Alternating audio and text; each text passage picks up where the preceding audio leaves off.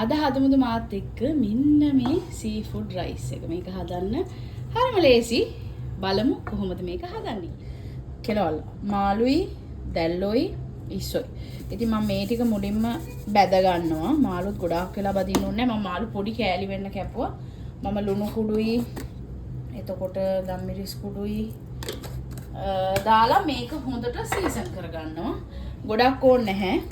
මම chili paste ගන්න හදලා තියෙන්නේ. මේ විදිහට මේ ටික ඔක්කොම මම එකටම බැද ගන්නවා. මොකද මේ ඔක්කොම එච්චර වෙලා බැදෙන්නේ නැහැ. බැදෙන්න වෙලාවක් යන්නේ නැහැ. හොඳට සීසන් කරගෙන සී ෆුඩ් එක හදන්න මම ඔක්කොම ලෑස්ති කරගෙන තියෙන බඩු තමයි ලීක්ස්, එතකොට කැරට්, තව ගෝවා, නයි මිරිසුත් දාලා ලුණු මෙතර ඉඟුරු සුදු ලුණු මම මේ විදිහට කොටාගෙන තියෙනවා. ඔයාලට ඕනම් කැමති විදිහකට පේස්ට් එක හරි මොන හරි එකතු කරන්න පුළුවන්. මම දැන් භාජනයේ එලිපේ තියලා මේ ඔක්කොම සී ෆුඩ් ටික බැද ගන්න යන්නේ. මම මුලින්ම මේකට තෙල් මොකුත් එකතු කරන්නේ නැතුව මේ ටික එකතු කරගන්නවා. මොකද ඉස්සොයි දැල්ලොයි වල අර වතුර උනනවනේ. ඒක නිසා අපි පොඩ්ඩක් මේක මෙහෙම ලිපට දාලා විනාඩි 4ක් විතර පොඩ්ඩක් මේ විදිහට පෑන් එකේ ෆ්‍රයි කරගමු. තෙල් මොකුත් නොදා. මම කපන ඔක්කොම ඔයාලට පෙන්නන්නේ නැහැ. කපලා ඉවර වෙලා මම ඔයාලට හාල් ලිපේ තියලා තියෙන්නේ. බත පොඩ්ඩක් නිවෙන්න තියලා ටිකක් කපලා ලෑස්ති කරගමු. දැන් මේක චුට්ටක් කලවම් කරගමු. අර මම කිව්ව වතුර ගතිය එනවනේ. පොඩ්ඩක් මම ගින්දර වැඩි කරනවා මේකේ.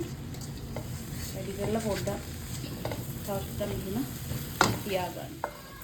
කැරට් මම කපන්නේ සාමාන්‍යයෙන් මෙහෙම කපලා මේ ටික මෙහෙම තියලා සාමාන්‍යයෙන් පොඩියට කපා ගන්නවා.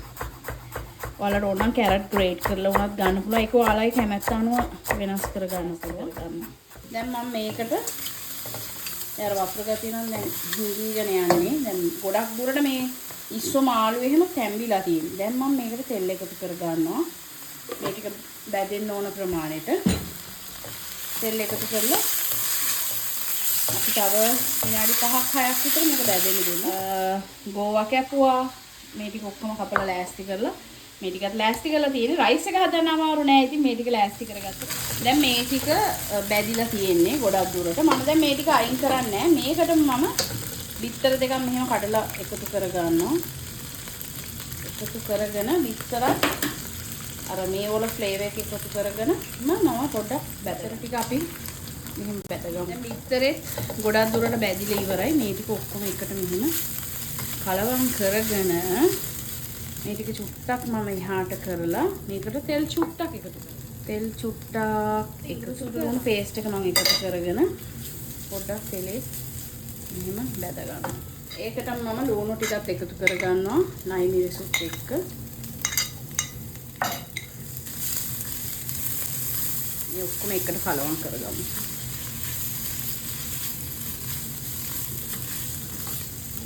දැන් මම එකතු කරගන්නේ මගේ chili paste එකෙන් ඉස්සෙන්දි භාගයක් වගේ එකතු කරගන්නවා.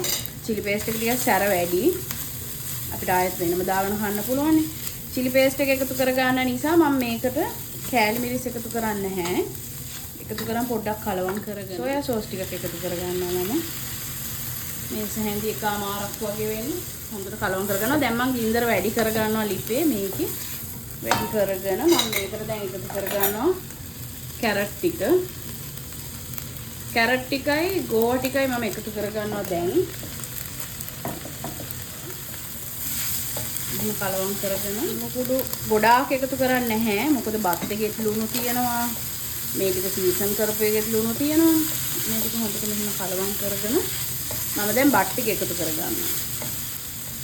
මේ දිනේ මම උයාගත්ත බත් ටික. බත් ටික නම් නිවිලා තියෙන්නේ. මම කඩේ යන්න කලින්ම හාල් ලිපේ තිබ්බා. ආවට පස්සේ ලිප ඕෆ් කරා. හොඳට මේක දැන් අපි කලවම් කරගන්න අතරේ මම මේකට ලීක්ස් ටිකත් එකතු කරගන්නවා. හොඳට කලවම් කරගමු. ගින්දර වැඩි කරලා මේ වෙලාවේ ඔයාලා හදාගන්න. අර බත්තට හොඳට රත් වෙන්න ඕනේ. ඒක තමයි රස.